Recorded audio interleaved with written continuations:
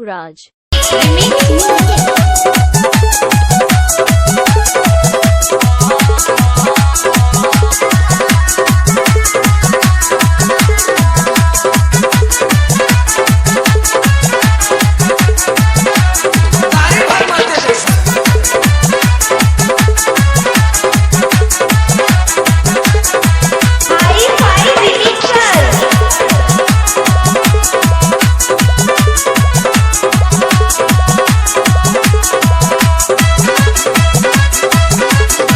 DJ युवराज।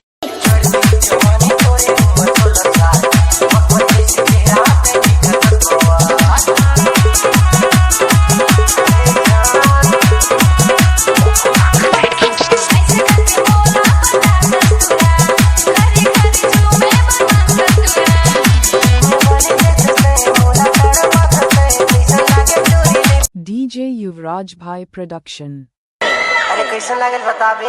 एकदम हल्का लागल जी। ए ठेवा ठकत नहीं हस ना।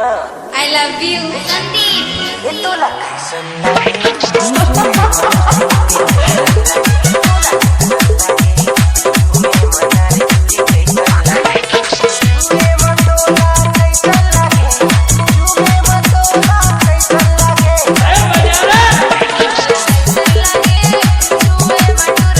डीजे युवराज भाई प्रोडक्शन।